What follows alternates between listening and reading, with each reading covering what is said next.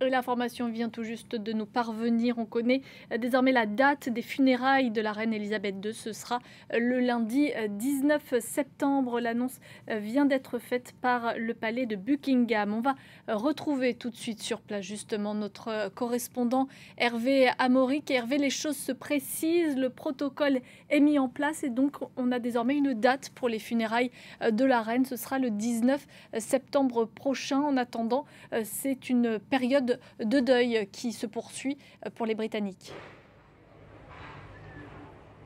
Le prince Charles s'est préparé pendant toute sa vie, près de 73 ans, à ce moment-là. Et pourtant, il n'hésitait pas à montrer des émotions ce matin en signant cette proclamation.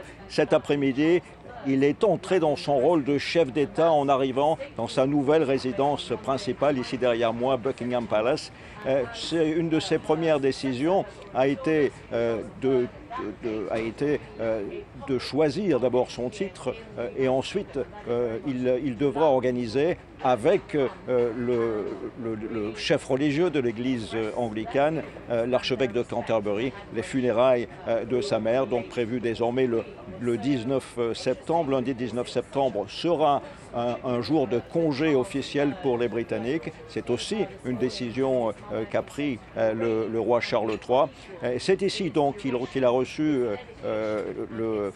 les chefs religieux de l'Église. Ensuite, la première ministre est arrivée avec son cabinet après elle. Ils ont tous, le chef de l'opposition aussi, ils ont rencontré le roi Charles III. Première réunion donc de celles qui seront désormais hebdomadaires pour Charles III. Il rencontrera et discutera avec la reine chaque semaine, comme sa mère l'a fait pendant ces 7 décennies de règne.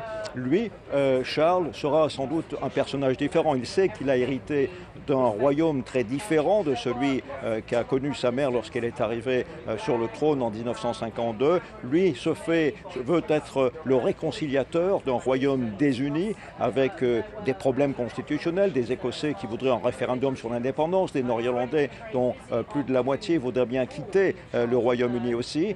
Donc, lui il a déjà annoncé que les principes de la démocratie, les principes fondateurs constitutionnels de son pays, c'est ça qu'il va soutenir en étant le chef de la nation, en même temps que le chef de l'État. Il se veut moderne, sa proclamation est d'ailleurs la première à la télévision.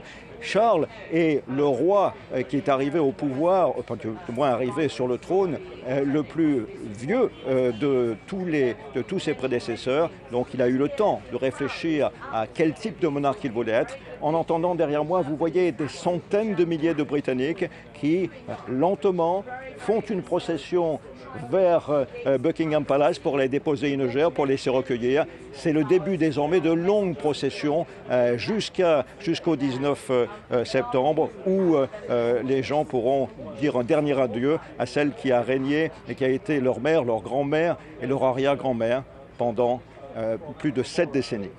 Hervé Amaurik en direct de Londres, merci beaucoup.